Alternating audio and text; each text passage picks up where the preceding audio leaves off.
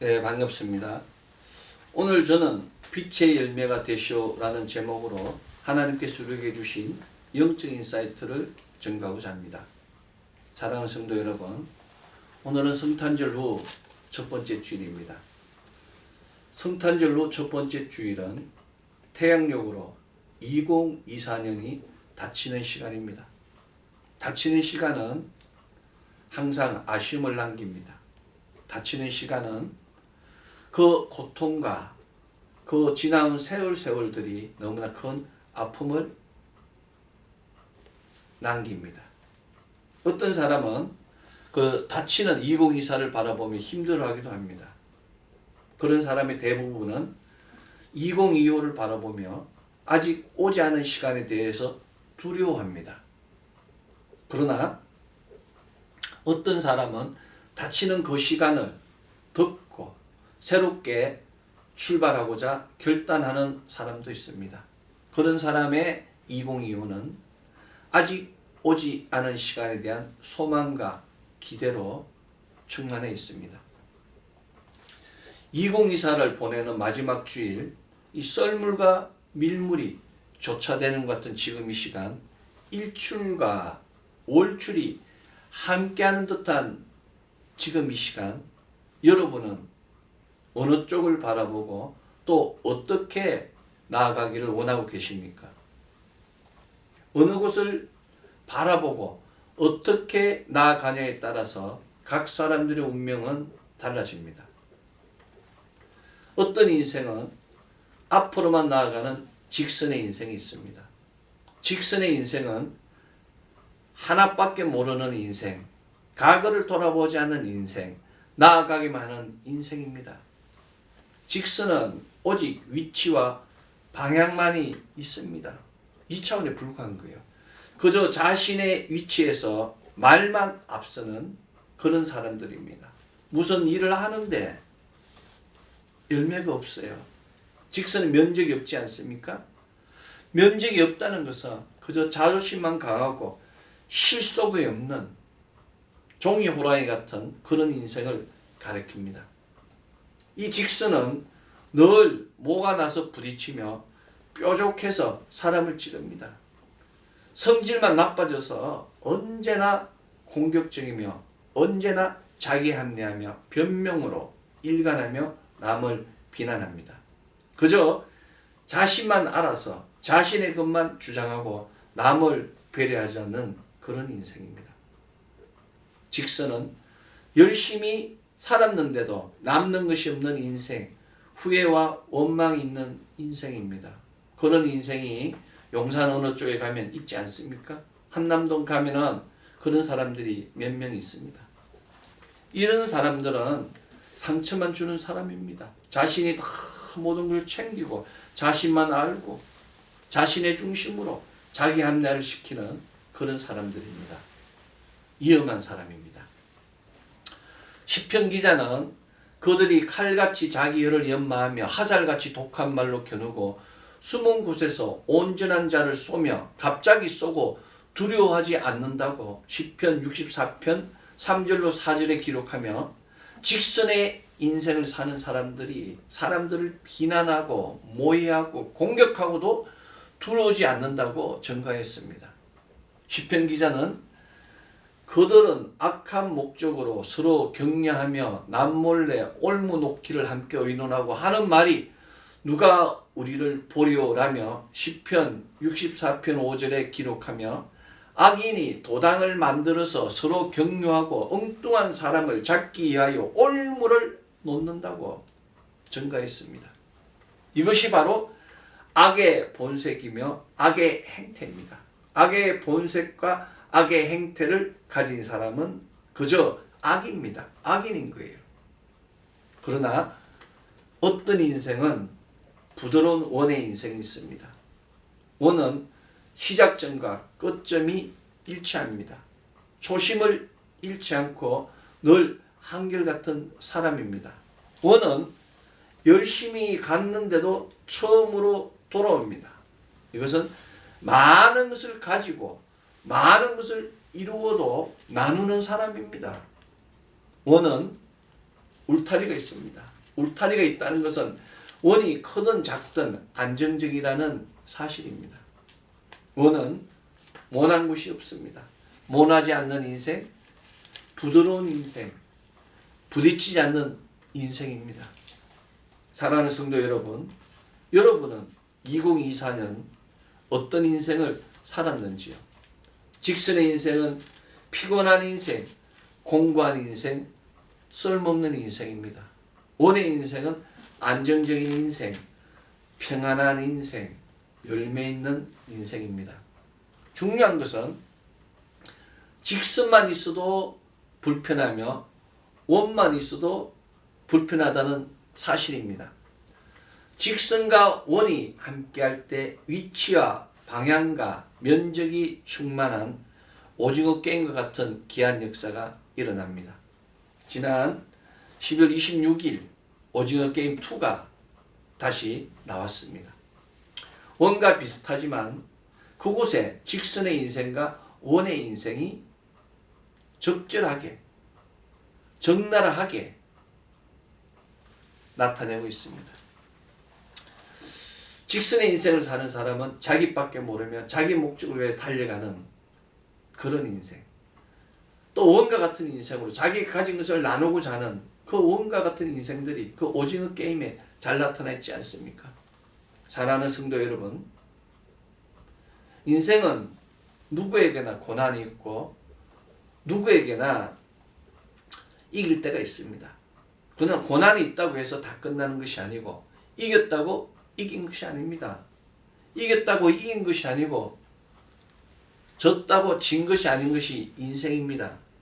왜냐하면 믿음의 사람은 무명한 자 같으나 유명한 자요 죽은 자 같으나 보라 우리가 살아있고 징계를 받은 자 같으나 죽임을 당하지 아니하고 근심하는 자 같으나 항상 기뻐하고 가난한 자 같으나 많은 사람을 부유하게 하고 아무것도 없는 것 같으나 모든 것을 가진 자로다고 고린도후서 6장 9절로 10절에서 정확하게 정의하였습니다. 믿음의 사람은 언제나 반전이 있습니다.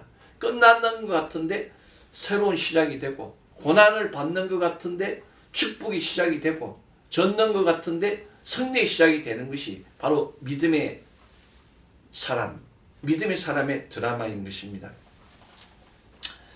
지금 이 시간에도 누군가는 이기고 누군가는 지는 일이 매일매일 일어납니다. 삶의 가치, 희생의 가치를 모르면 이겨도 위험합니다. 삶의 가치, 희생의 가치를 모르면 이겨도 적이 생깁니다. 삶의 가치, 희생의 가치를 모르면 만약 실패하는 경우, 만약 나락으로 떨어졌을 경우 누구도 거들떠보지 않는 버려진 인생이 됩니다. 이것이 바로 믿음의 비밀입니다. 이기고 지는 승부를 떠나서 삶의 가치, 인생의 가치를 알았을 때 졌음에도 불구하고 이기는 자가 되고 고난 가운데 있을지라도 축복으로 반전되는 역사가 일어난다는 사실입니다. 삶의 가치, 희생의 가치를 아는 자는 죽어도 죽은 자가 아닙니다. 실패해도 실패한 것이 아닙니다. 그래서 우리가 그리스도 예수를 믿는 것입니다. 여러분, 그리스도 예수를 보십시오. 그리스도 예수는 참으로 삶의 가치를, 희생의 가치를 아셨습니다. 그리스도 예수는 땅 끝까지 나아가는 직선의 사역과 암탉이 병아리를 품는 원의 사역을 마친 후 갈보리 언덕에서 온전히 십자가 위에서 대속하심으로 전 인류를 구속하시고 구원하셨습니다. 많은 사람들은 그리스도 예수가 끝났다, 죽었다, 영원히 멸할 것이다, 제자들도 기독교도 다 흩어질 것이라고 장담했는데 놀랍게도 그리스도 예수가 세상 사람이 끝났다고 생각하는 순간 복음의 시작이 연출된 것입니다. 사랑하는 성도 여러분, 그 그리스도 예수께서 2024년 한 해도 온전히 우리를 지켜주시고 지금 여기까지 인도하시고 또 2025 생명의 시간, 축복의 시간을 열고 계십니다.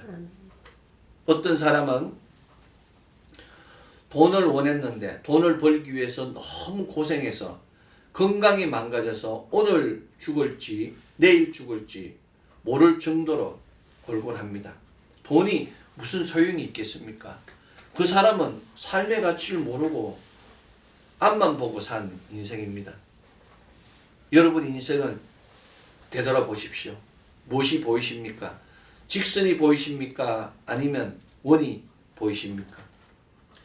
오늘 구약성서 본문 예레미야 24장 3절은 성전 앞에 놓인 처음 익은 듯한 극히 좋은 무화과가 담긴 강주리와 극히 나빠서 먹을 수 없는 무화과가 담긴 두 강조리를 보인 후 하나님께서 예레미야에게 내가 무엇을 보느냐고 묻는 말씀입니다. 예레미야는 무화과이온데 그 좋은 무화과는 극히 좋고 그 나쁜 것은 극히 나빠서 먹을 수 없게 나쁜 아이다라고 대답하였습니다. 인생은 그런 것입니다. 좋으면은 아주 좋고 나쁘면 아주 나쁜 것이 인생입니다. 중간이 없어요. 그렇다면 예레미야가 본 두 무화과 강주리는 각각 무엇을 상징하겠습니까? 세상적 관점에서 좋은 무화과는 원의 인생, 나쁜 무화과는 직선의 인생을 의미할 수도 있습니다. 그렇다면 영적 관점에서 좋은 무화과는 무엇이며 나쁜 무화과는 무엇이겠습니까? 하나님께서는 예레미야 24장 5절 내가 이곳에서 옮겨 갈대아인의 땅에 이르게 한 유다 포로를 이 좋은 무화과와 같이 잘 돌볼 것이라고 말씀하시며 그들이 나의 백성 나는 그들의 하나님이 될 것이라고 약속하셨습니다.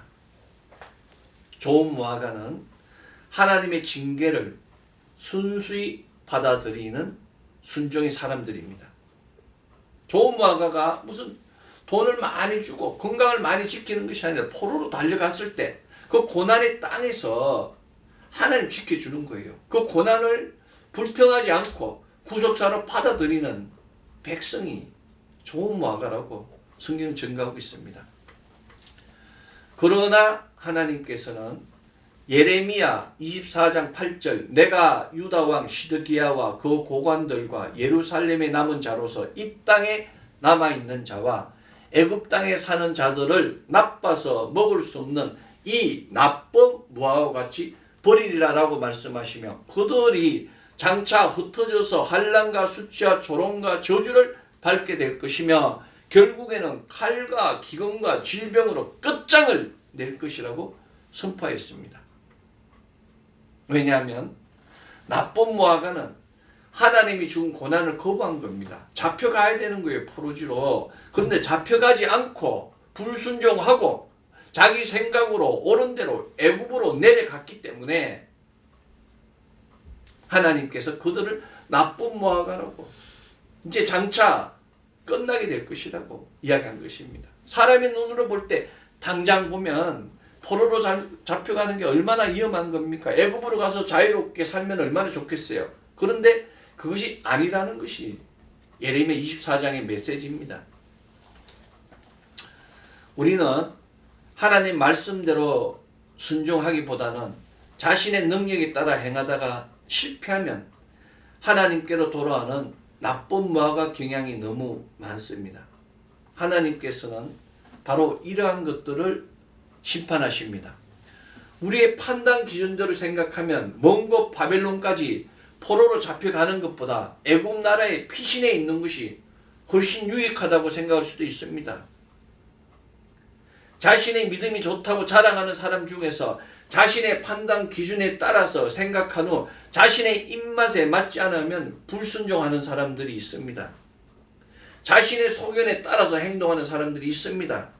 하지만 그들은 하나님께서 나쁜 무화과라고 정의하셨습니다. 그리고 결국에는 버려지게 될 것이라고 정의하였습니다. 믿음이 이처럼 사람의 생각이 아닌 하나님의 법도 안에서 움직이게 되는 것입니다. 특별히 예레미야는 세 가지 환상을 보았습니다. 세 가지 환상을 보고 선포했는데 이스라엘의 선지자들은 이 예레미야의 말을 듣지 않았습니다. 예레미야 1장은 살구나무 가지와 끓는 가마를 통하여 하나님의 보호하심과 바벨론 선봉, 바벨론 침공을 예표하였습니다. 예레미야서 4장은 황폐한 예루살렘의 그 성의 환상을 통하여 예루살렘 성읍에 임할 심판을 예표하였습니다. 그리고 예레미야 24장, 오늘 구약에서 본문에 있는 이 무화과 두 강줄의 환상을 통하여 신실한 백성, 순종하는 백성과 불신실한 백성, 불순종한 백성, 이 땅에 남은 자들은 바벨론에 대항하다가 시드기와 함께 멸망한다는 것, 그런 환상을 보여준 것입니다. 항복하라면 항복하면 됩니다. 하나님을 제대로 섬기지도 않고 하나님의 말씀도 듣지 않는 직선의 인생을 산 이스라엘은 결국 패망하였습니다.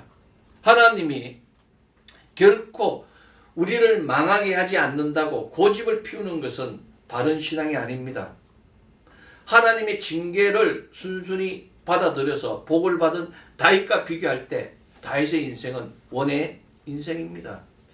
하나님의 그 마음에 들도록 말씀에 순종하고 생각과 언어와 행동을 하나님의 코드, 하나님께 맞출 때 하나님 역사가 일어납니다. 코드가 일치할 때 하나님을 만날 수 있습니다. 코드가 불일치하면 죽습니다. 하나님 만난 사람은 순종합니다. 하나님 만나지 못하면 불순종하게 되는 것입니다. 예루살렘의 남은 자들은 집착하고 있습니다. 자신의 생각 집착해요. 자신의 지식에 집착합니다. 자신의 그 가진 것에 집착하는 거예요. 그래서 결국에는 넘어지게 되는 것입니다. 너나 잘해. 너 잘되면 내가 믿을게 하는 많은 사람들이 있습니다. 너나 잘해. 너 잘되면 내가 믿을게 하는 사람 옆에 가지 마십시오. 위험한 지경에 이르게 됩니다. 믿음은 아멘입니다. 그저 아멘 한 번이면 끝납니다.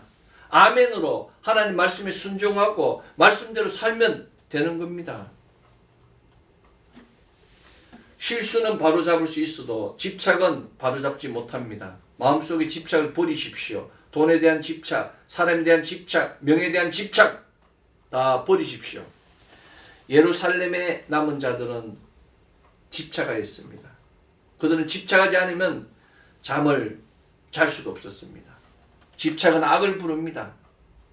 중요한 것은 악은 엄밀히 행하여진다는 것입니다. 그 엄밀히 행하여지는 그 어둠의 일들은 말하기도 부끄러운 일들입니다. 양심 있는 사람들은 그것들을 부끄러워하고 그것에 대해 말하기도 부끄러워합니다. 그러나 공공연하게 뻔뻔스럽게 악을 행하는 소수의 사람들은 그 악을 감추기 위하여 힘을 가지고 자기가 가진 돈과 명예와 권력을 가지고 그 악을 덮고자 하는 것입니다. 그 현상들이 지금 대한민국에 일어나고 있지 않습니까? 매일 용산 앞과 한남동과 강화문에 여의도에 그런 일들이 일어나고 있는 것입니다. 급하고 위험하면 하나님 이름을 도용하고 하나님 이름을 팔고 망령되이 부르는 그런 사람들이 있습니다. 위험한 일입니다. 악취나는 것, 더러운 것, 집착들을 다 버려야 합니다. 시간이 지나면 잊혀지는 것이 있고 잊혀지지 않는 것이 있습니다. 잊혀지지 않는 것은 정신적인 상처, 혼적인 상처입니다. 그리고 하나님과의 영적인 거리감입니다.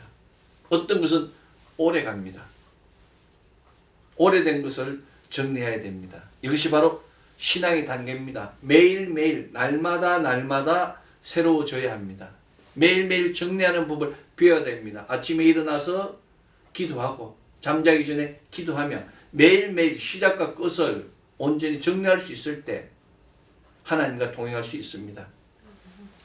매일매일 버리는 법을 배워야 됩니다. 아침과 저녁에 버리는 법을 배우고 하나님 말씀을 듣고 하나님 말씀 안에서 온전히 행할 때에 하나님 역사가 일어나는 것입니다. 기도하여도 성취되지 않으면 덜 비운 것입니다. 덜 버린 것입니다. 혼이 정리되지 않으면 말씀을 외워도 말씀 놓고 기도하여도 권능이 나타나지 않습니다. 매일매일 배워서 매일매일 업그레이드 하여야 합니다. 나는 어제로 돌아갈 수 없다. 나는 그때와 다른 사람이다는 명백한 진리를 명심해야 됩니다. 바울 선생은 디도서 3장 14절 율법교사 세나와 및 아볼로를 급히 먼저 보내어 그들로 부족함이 없게 하고 또 우리 사람들도 열매 없는 자가 되지 않게 하기 위하여 필요한 것을 준비하는 좋은 일에 힘쓰기를 배우게 하라고 편지하며 율법교사 세나와 아볼로를 보내어 그레데 섬의 성도들에게 배우는 법을 가르치가 했습니다. 먼저 배우는 법을 배워야 됩니다. 열매 없는 자가 되지 않기 위하여 필요한 것들을 준비하여 좋은 일에 힘쓰기를 배우게 하여야 하는 것입니다. 사람은 씨앗으로 태어나 열매 맺습니다. 열매 맺기 전에 배움을 통하여 향기가 나게 하여야 됩니다. 모든 착함, 모든 의로움, 모든 진실함의 배움이 있으면 빛의 향기가 납니다. 오늘 신약성서 본문 에베소서 5장 9절 빛의 열매는 모든 착함과 어려움과 진실함에 있느니라는 말씀과 같이 모든 착함과 어려움과 진실함으로 빛의 열매를 충만하게 하여야 합니다.